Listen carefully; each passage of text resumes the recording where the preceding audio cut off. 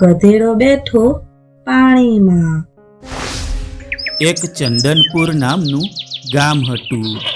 એ ગામમાં એક ભીખુ નામનો મીઠાનો વેપારી રહેતો હતો. એ ભીખુ પાસે એક ગધેડો હતો.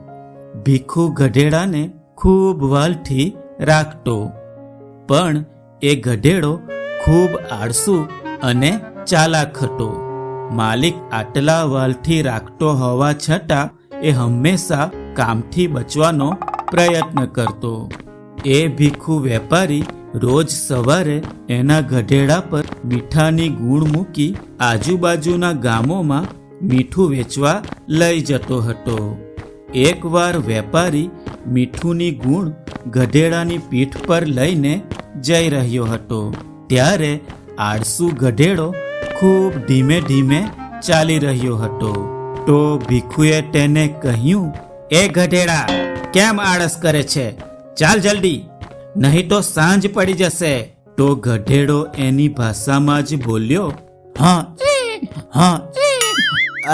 અરે માલિક, તમે તો વજન લીધા વગર ચાલી રહ્યા છો. હા." મારી જેમ વજન ઉચકીને ચાલો તો ખબર પડે. હા.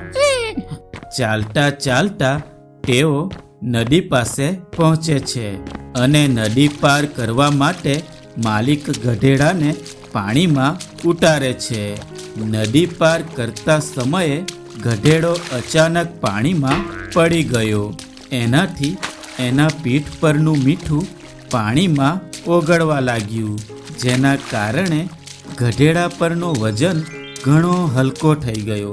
નદીને બીજે પાર પહોંચીને ગધેડાએ અનુભવ્યું કે એના પીઠ પરનો વજન ખૂબ હલકો થઈ ગયો હતો અને તેથી ગધેડાને ખૂબ આરામદાયક લાગ્યું. તેથી ગધેડો મનમાં જ બોલ્યો, અરે વાહ, આ તો જબરું થયું. પાણીમાં ભીંજાવાથી પીઠ પરનો વજન હલકો થઈ ગયો. હવે જુઓ માલિક, તમે મારા પીઠ પર કેટલો પણ વજન નાખો, હવે હું શું કરું છું? બીજે દિવસે વેપારીએ રોજની જેમ ગધેડાની પીઠ પર મીઠુંની ગુણ મૂકી મીઠું વેચવા નીકળી પડ્યો. એ દિવસે નદી પાર કરતા સમયે ગધેડો જાણી જોઈને પાણીમાં બેસી ગયો અને પીઠ પરનો વજન પાછો હલકો થઈ ગયો. રસ્તે ચાલતા ચાલતા ગધેડો મનમાં જ બોલ્યો, મારો માલિક કેટલો નાસમજ છે, એને એટલું પણ સમજાતું નથી કે હું ચાલાકીથી પાણીમાં બેસીને મારા પીઠ પરનું વજન હલકું કરી રહ્યો છું. જવા દો, માલિકને ના ખબર પડે એમાં જ સારું છે. ગુણમાંથી મીઠું ઓછું થઈ જતા ભીખુ વેપારીને આર્થિક નુકસાન થવા લાગ્યું. તેથી ભીખુ વેપારીને ગધેડા પર ખૂબ ગુસ્સો આવ્યો અને તે બોલ્યો, "આ ગધેડાને હું આટલા વાલથી રાખું છું, આટલી કાળજી કરું છું, તોય એ કામ પ્રત્યે વફાદાર નથી." મીઠુના વેપારીને ધ્યાનમાં આવી ગયું કે ગધેડો જાણી જોઈને પીઠ પરનો વજન હલકો કરવા માટે પાણીમાં બેસી જાય છે. તેથી એ ગુસ્સાથી મનમાં જ બોલ્યો, "એ મૂર્ખ પ્રાણી, તું મારી જોડે ચાલાકી કરે છે.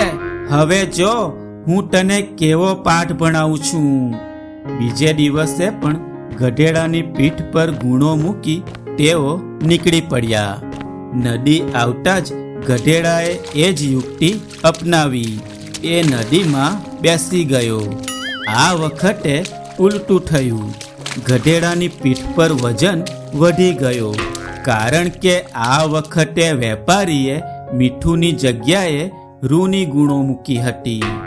રૂમાં પાણી જતાં જ વજન વધી ગયો. પાણીમાંથી બહાર આવવા માટે ગધેડાએ ખૂબ મહેનત કરવી પડી. એ દિવસથી ગધેડો પાણીમાં બેસવાની આદત ભૂલી ગયો. તો બાળ મિત્રો, મજા આવીને વાર્તા જોવામાં? બાળ મિત્રો, આ વાર્તા ઉપરથી આપણને શીખ મળે છે કે ગધેડાની જેમ આળસુ અને કામચોર બનવું જોઈએ નહીં, કારણ કે મહેનત અને ઈમાનદારીથી જ હંમેશા સફળતા મળે છે. બરાબર? તો આવજો બાળ મિત્રો, ફરી મળીશું એક નવા વિડિયો સાથે. આવજો. બાળ મિત્રો, કિટુ ફૂડ ચેનલને સબસ્ક્રાઇબ કરો, લાઈક